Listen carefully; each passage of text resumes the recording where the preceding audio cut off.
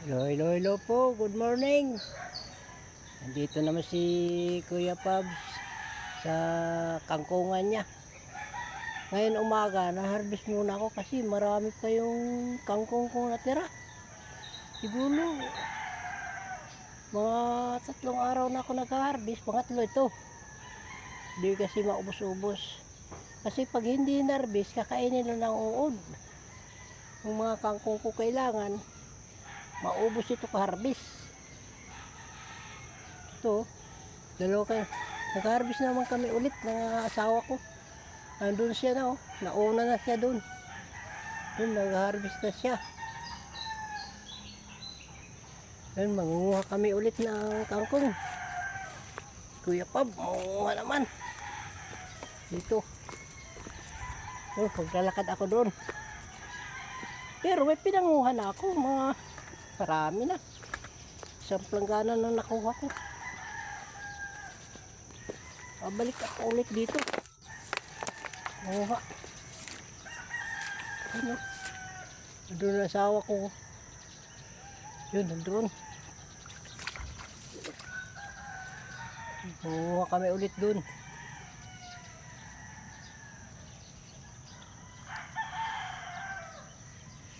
Yan, manguha ko ulit dyan.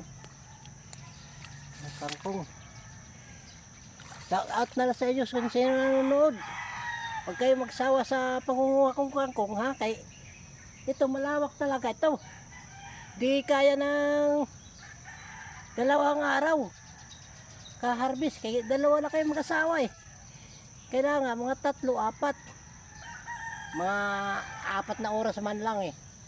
Na-harvest namin kasi mainit eh. Inaatake ako ng high blood. Pag mainit. Kailangan pag uminit, tama na. Tigil muna. Sige guys.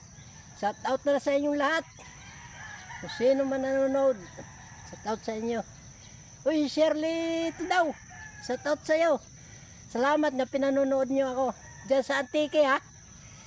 Antique. Toto. Shout out. Jire.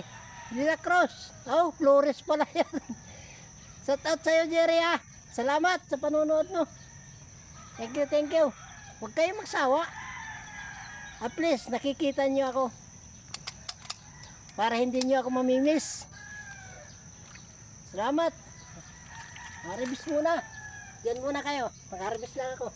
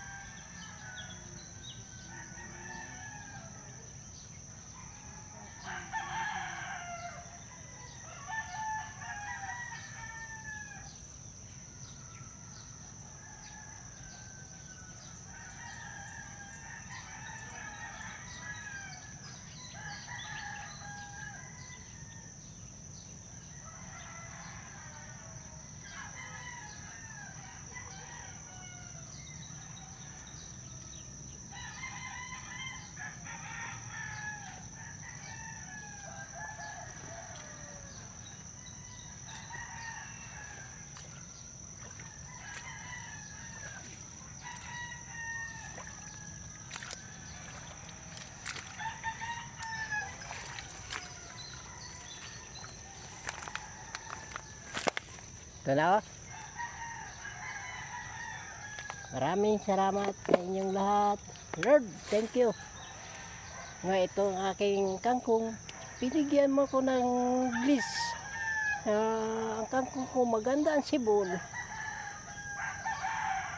Nagpapasalamat ako sa iyo. Kasi noon, wala itong mga kangkong ko dyan. Wala, mga pangit, pinakain ng uod. Ngayon magandang kangkong ko. 2 araw na ako nag-harvest, pangatlo ngayon. Lord, thank you. Kahit na malakas na kangkong ako, i-bless mo. Marami akong salamat sa inyo. Maraming salamat sa iyo. Thank you Lord. Maganda ang kangkong ko. Kasi itong kangkungan ko dito, pag tag-ulan, wala na ito. Hindi ko na ito makinabagan dito. Itong mga gabi yan. Kasi pag tag-ulan, malalim talagang tubig yan. Hindi ko na ito makinabagan. Ngayon lang ito. Mula December hanggang May. Yan lang makinabagan ko ito dito. Aking garden. Pag Ugos, wala na. Island na to. Katubigan na ito. Kasi nagtatanim ako ng kangkong. Tinanim ko to. Ang mga kangkong, pati mga gabi yan. Tinanim ko yan. Sa tag, init lang. Para maganda ang sibol ng aking mga kangkong. Walang ano to. Walang tubig. Halo yan, talbos, gabi, kangkong. Walang tubig yan. Malinis yan. Kangkungan ko. Walang katubig-tubig yan dyan. Tinanim ko yan. Pinamili ko na yung magaganda nga kangkong yung Chinese. Yan, magandang sibol pag tuyo ang kangkungan mo. Hindi pangit. Yan, maraming salamat guys sa panunod. Thank you.